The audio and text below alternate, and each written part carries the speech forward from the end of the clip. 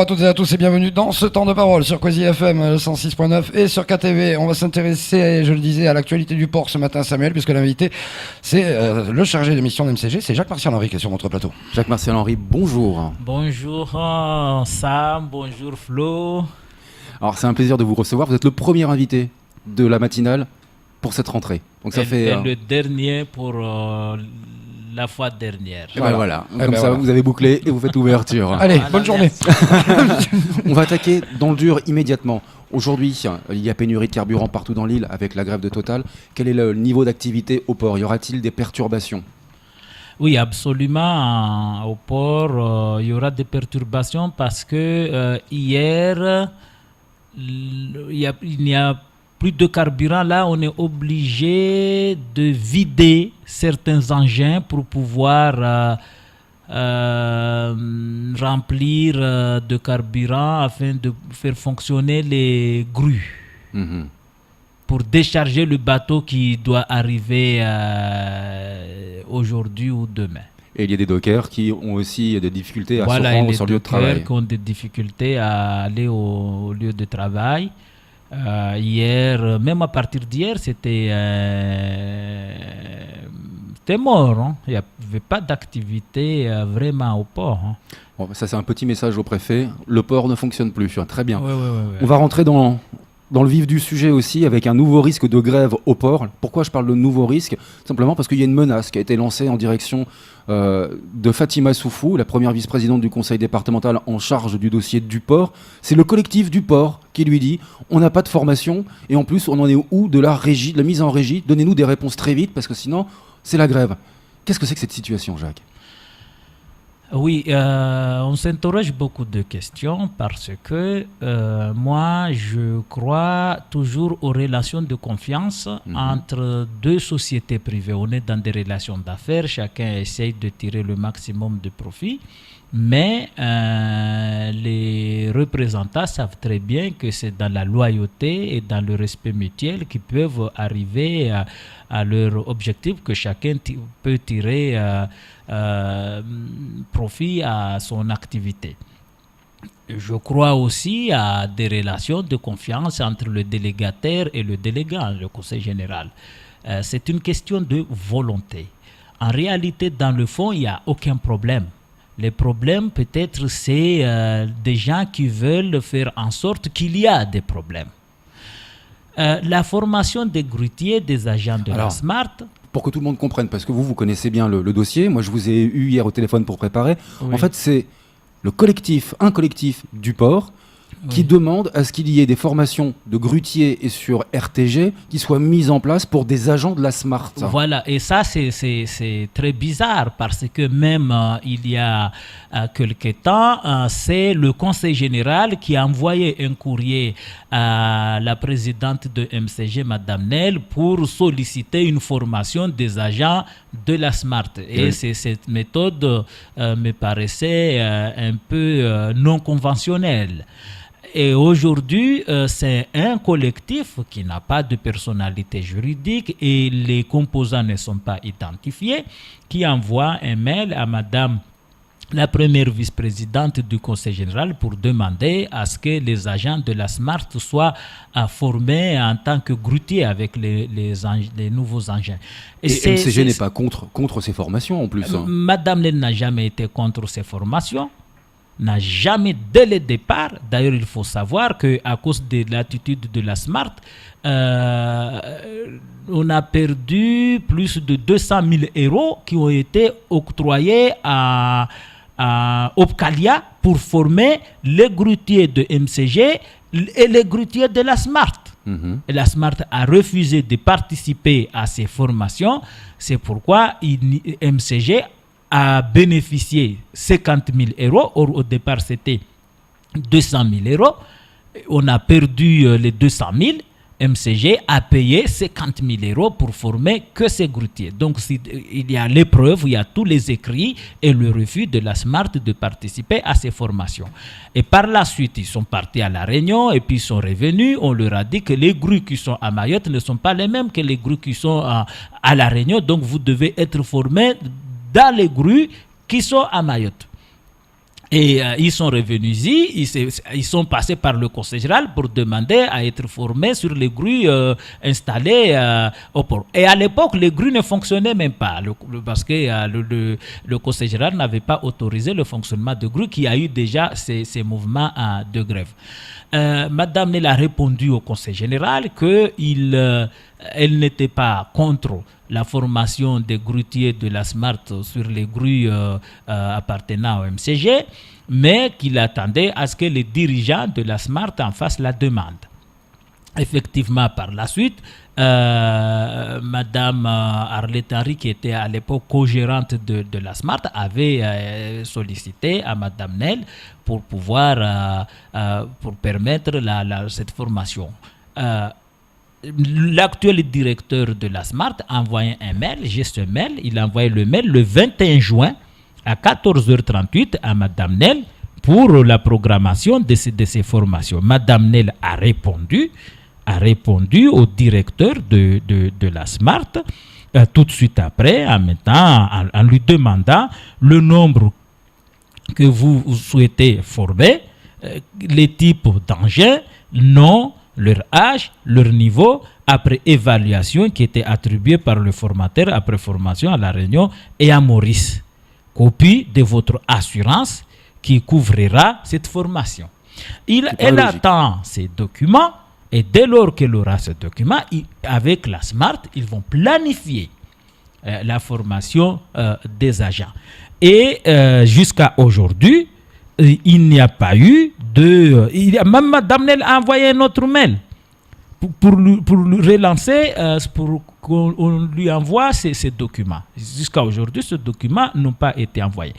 Et ce n'est pas du tout normal que ce soit un collectif qui vient parler au nom de la SMART. Mais c'est étonnant. Moi, si je veux être formé de ces gens, on ne sait pas qui est derrière tout ça, mais on sait très bien que l'objectif, c'est faire croire à toute la population de Mayotte que Madame Nel n'est pas une bonne gestionnaire. Donc, c'est tous les mois, il faut faire 1 ou 2 semaines de grève tous les mois. Mais c'est là où je veux en venir, Jacques. C'est pas l'arbre qui cache la forêt, ces formations de grutiers. C'est parce que dans le mail qui a été envoyé à Fatima Soufou, la première vice-présidente du conseil départemental, le collectif écrit « Ok, on veut les formations », mais surtout met l'accent sur la régie. Où en est-on de la mise en place de la régie? La patience a des limites. Et il menace clairement de faire grève. On a vraiment le sentiment que dans ce mail, la volonté, c'est plutôt ça. Tant que le conseil général ne va pas être ferme, n'est pas ferme face à la SMART, face à MCG, face à Manuport, face à toutes les sociétés qui sont au port, les conflits vont toujours durer.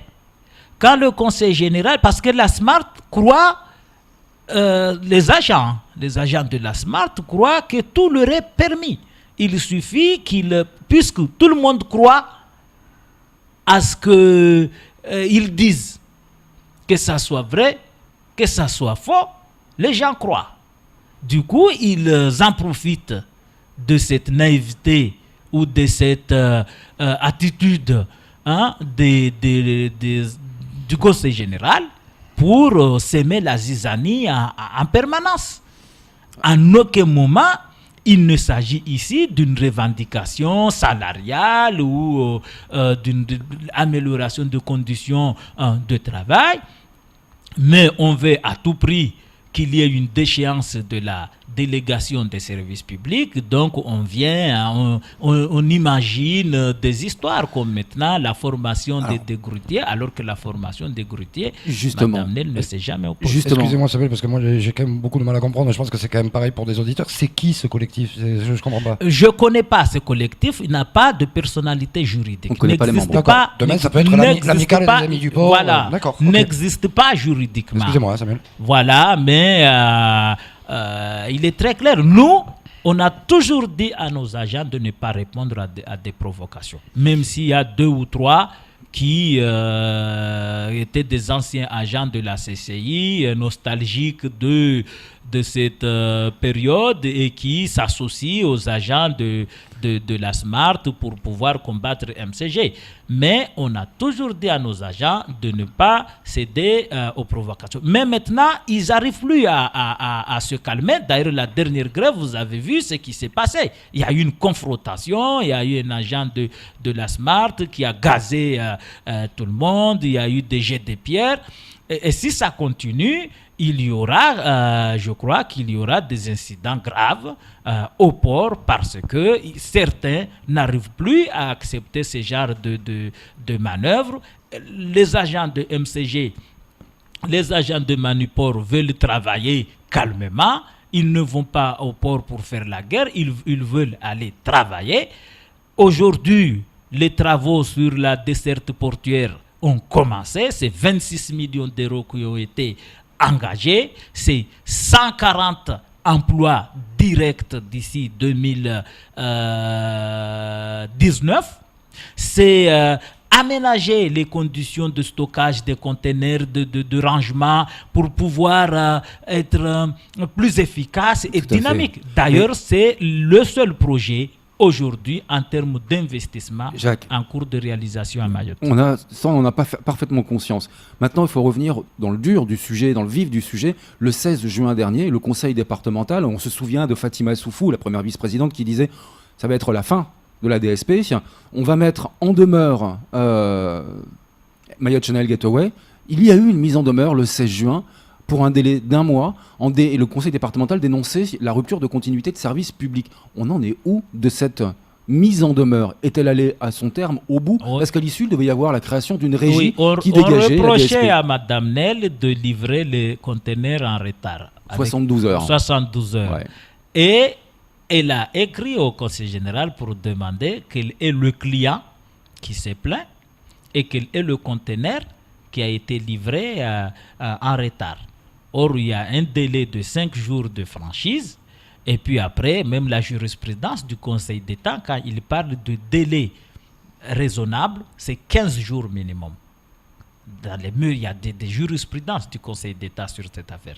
Or, ici, on demande au délégataire de livrer le conteneur dans un délai de 62 heures, alors qu'à aucun moment dans la convention de la DSP, c'est écrit que nulle part, c'est écrit nulle part dans la convention qu'il faut livrer le conteneur dans un délai de 72 heures. Ce n'est pas Hercule qui travaille au port, mais c'est des machines. En plus, lorsque le bateau décharge les conteneurs, parfois il y a des matériaux dangereux, il y a des engins explosifs. Par exemple, on débarque des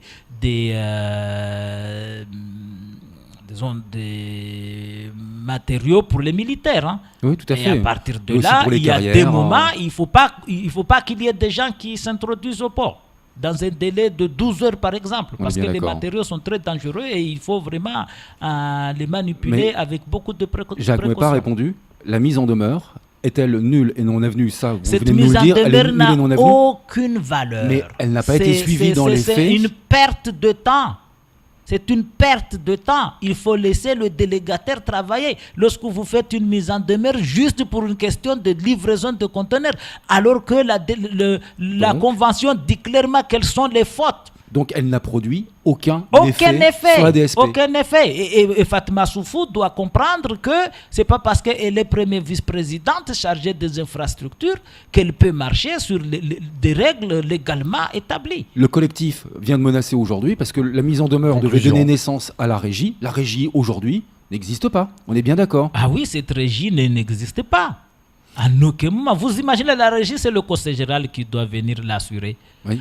Un conseil général qui n'arrive même pas à gérer ses PMI, vous voyez les images tous les jours, maintenant vous voulez qu'il aille gérer un port. Et qui ne viennent pas dans les comités même stratégiques. Même les routes départementales qui sont déchirées comme des draps de bébé, vous voulez maintenant qu'il aille gérer un port. Mais ça, c'est des fantaisies, tout ça. En conclusion, la menace de grève de ce collectif, vous la prenez au sérieux ? Oui, nous la prenons au sérieux parce que nous savons qu'il y a des gens derrière qui poussent les gens à faire ça. Il y a des gens derrière. Je ne pense pas que ça, c'est uniquement du fait des salariés de la SMART. Il y a des gens derrière qui poussent les gens à commettre le mal afin de freiner le développement de Mayotte. Et ça, c'est très grave. Merci beaucoup d'être venu vous exprimer sur ce plateau, Jacques Martial Henry. Et on y voit plus clair maintenant au moins. Merci. Et donc on se revoit pour la dernière matinale de l'année. Ça sera juste avant Noël. Merci Les beaucoup. ouvertures et les fermetures. C'est tout pour ce temps de parole.